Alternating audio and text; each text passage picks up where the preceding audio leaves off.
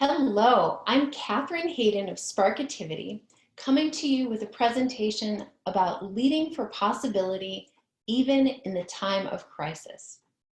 As I said, my name is Kathryn Haydon. I'm the founder of Sparkativity, and we at Sparkativity fight against human waste. That didn't come out quite right. Let me try to say it again. We at Sparkativity fight against the wasted human potential that often happens at work. We work with individuals, we work with teams, and we work with businesses to maximize their potential to thrive on change and to become irreplaceable in the age of AI. So glad you're with me today, and I'm going to share with you a short presentation about how you can continue to lead for possibility even in uncertain times, and how you must. I'm going to share my screen with you, and then you will have some nice visuals while I continue to speak.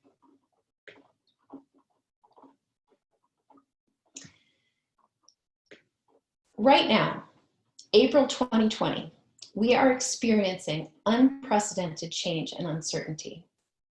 A leader's job can look like a seemingly impossible, never before solved equation. Yet it must be done. It must be solved. Moving forward, finding solutions day by day is what I call breaking through the inertia of no. The inertia of no is a tenacious enemy. Inertia itself is the tendency to do nothing or to remain unchanged. It is the resistance to motion, to action, to change.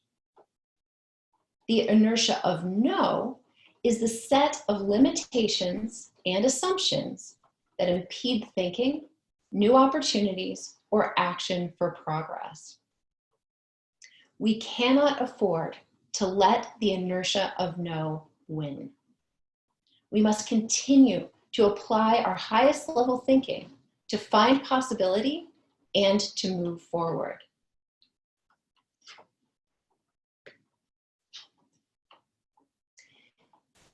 Here's a little demonstration. Take a look at this curve.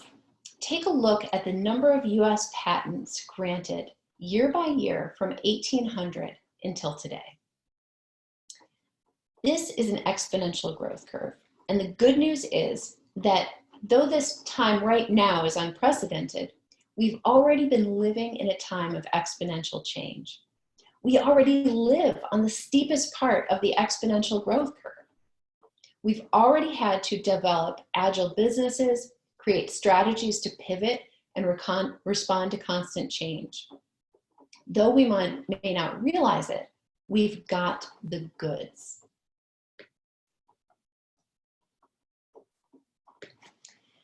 Designers and innovators like Tim Brown of IDEO have known for a long time to look to the extremes to seek out ideas for disruptive innovation.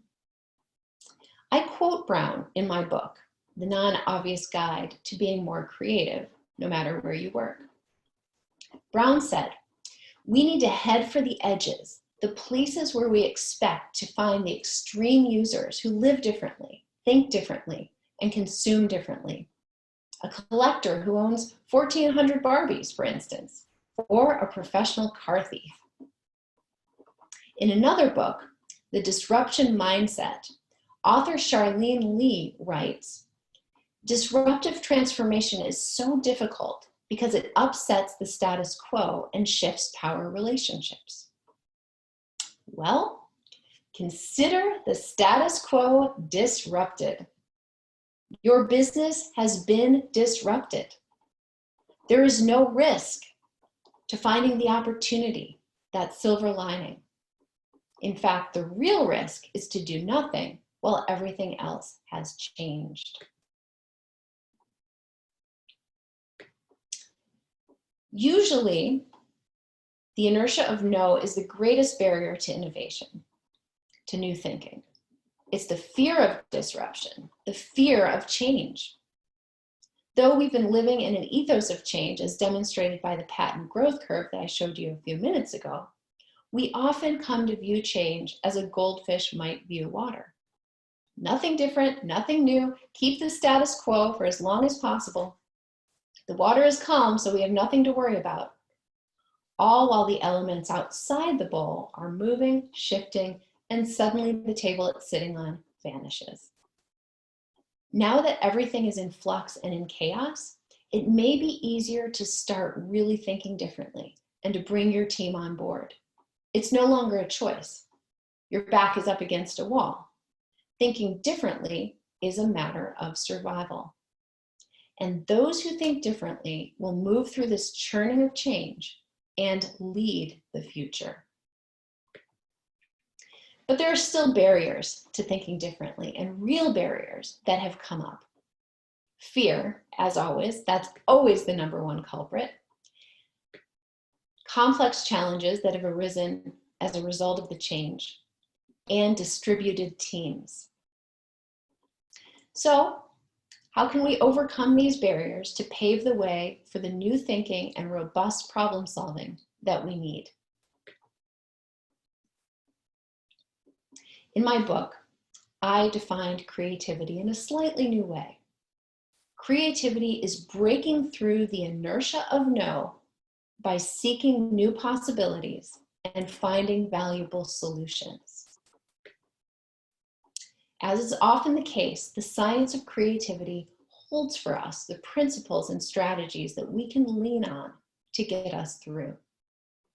Let's take the 3 obstacles that I mentioned one by one to work through them and overcome them. The first one, dispel fear. It's not just an empty toilet paper roll that can evoke fear these days. Employees are on edge, many are fired, many are furloughed, and the rest are afraid that the gauntlet is about to drop. Now is the time to over-communicate. Be specific about the state of your company, how you're mitigating risk, the solutions you are considering overall for the business, and the business's sense of purpose. Now is the time to rally around the deeper why of what you're doing, which can help you overcome the second barrier to thinking differently. The second barrier is complex challenges. One thing changes and leads to a new problem. When everything's changing at once, it can seem like the problems are endless. There's something that I introduce in my book that I love. It's a tool that I've taught corporate teams and professionals in all industries. And that is how to create possibility questions, how to turn problems into possibility questions. Problems might be, we don't have the money for it. We're too busy to think creatively. Customers might not like it, or our leadership isn't bold enough to do something innovative. There's a simple formula to take any challenge, even the stickiest challenge that arises, and turn it into a possibility. Here's how it goes. State your problem. In this case, it might be, we can't sell from our retail location. Use the words, what might be all the ways, and turn that into a possibility. What might be all the ways to earn income? What might be all the ways to serve? All of a sudden, we have a pathway to move forward. Now, the key to asking possibility questions is to set your criteria for success right up front, even before you ask them. Then set aside time to think of new solutions. And when you're thinking of the new solutions, put the criteria aside, let those ideas flow, even bad ideas, even ridiculous ideas during this process.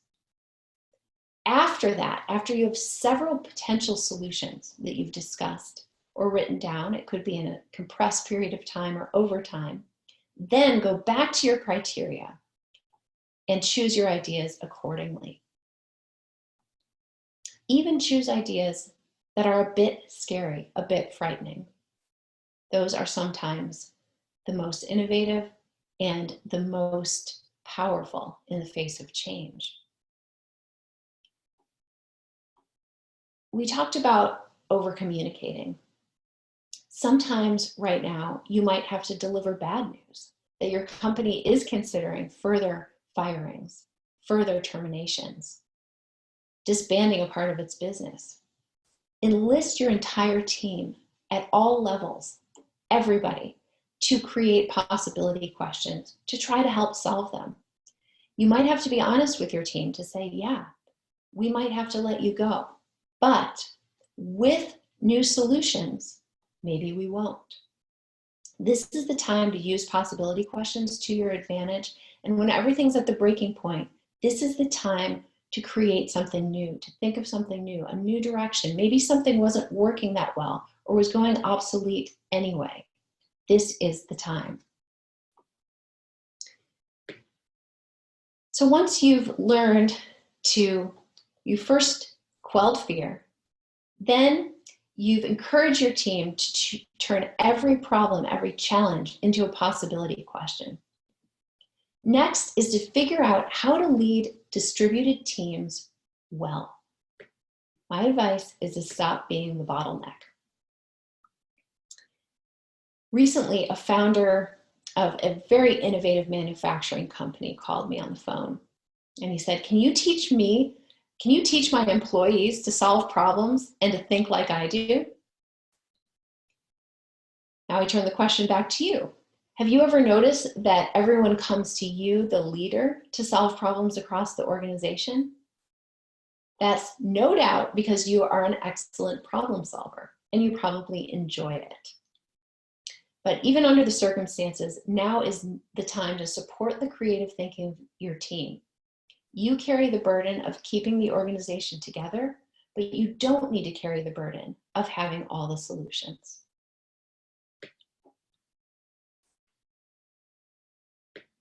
Another way to effectively lead distributed teams is to lean on process.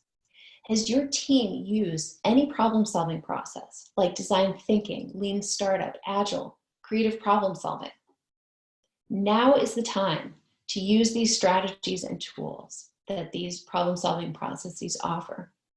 The structure of a known process put in place virtually over meetings can help guide your team toward new thinking.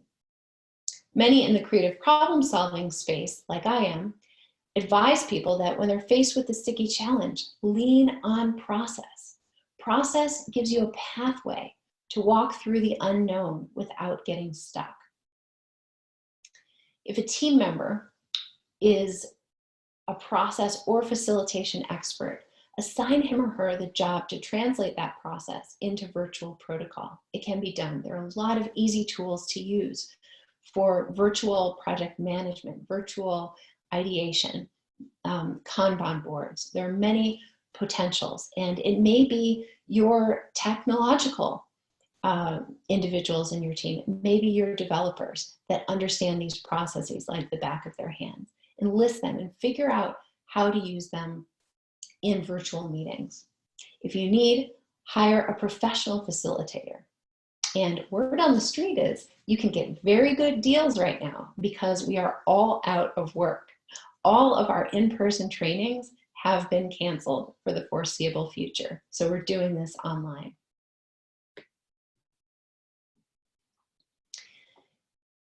The statistics show that powerful creative thinking truly does increase employee ability to turn problems into possibilities. This goes for you, the leader, and it goes for everyone at every level of your organization.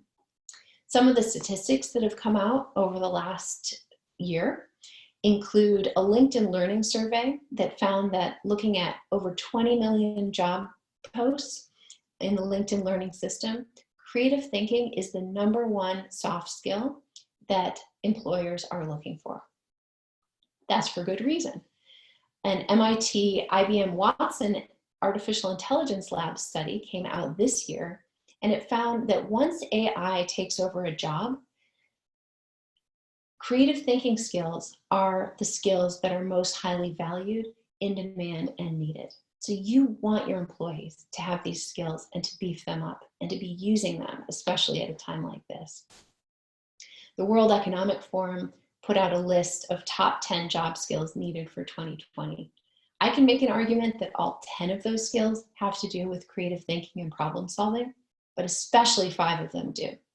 Complex problem solving, critical thinking, which is embedded in true creativity, coordinating with others, and cognitive flexibility. Your team needs these now more than ever. So the great news for you is that by taking this webinar, by staying with me for the last several minutes, you've started already a possibility ecosystem. A possibility ecosystem is a context that facilitates growth, that facilitates the highest level thinking, and that facilitates teams that are responsive to change. And instead of reacting to change, can keep ahead of change and actually thrive on change. There are 3 elements that I've identified that come from leadership as a center point, and that's individual strengths. How do you support the individual strengths, the individual, specifically cognitive, creative thinking abilities of each individual in your organization?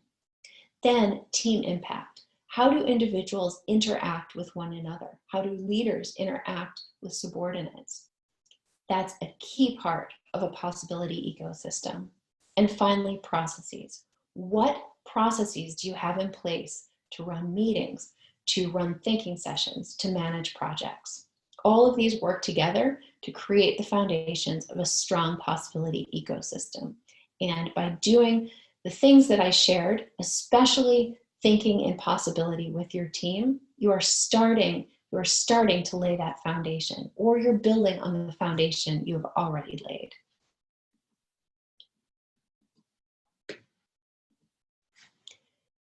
I have a tool to help you. It's completely free. It's about a 25-page workbook that is called Leading for Possibility Self-Assessment.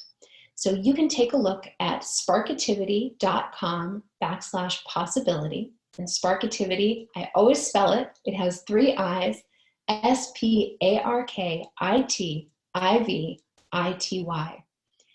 This Leading for Possibility self-assessment will walk you through 7 questions for each of those 3 dimensions that I mentioned in the last slide. How are you tending to your strengths, other people's strengths and interactions, and processes? And it will help you see where you are, a back of the napkin assessment as to what level of possibility ecosystem you already have in your organization. And it provides tips for and resources for continuing to build that.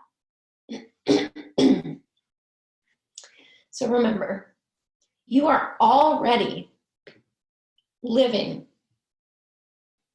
on the upside, on the steep part of the exponential growth curve. You are already here. You were already here, and you have strategies in your toolkit. So keep breaking through the inertia of no. And when you do, you will turn the impossible into possibility. Thank you so much for joining me. Again, Kathryn Haydon of Sparkativity. Please visit me at sparkativity.com. Give me a call, 805-798-1041, or email at inspired@sparkativity.com. Have a wonderful day.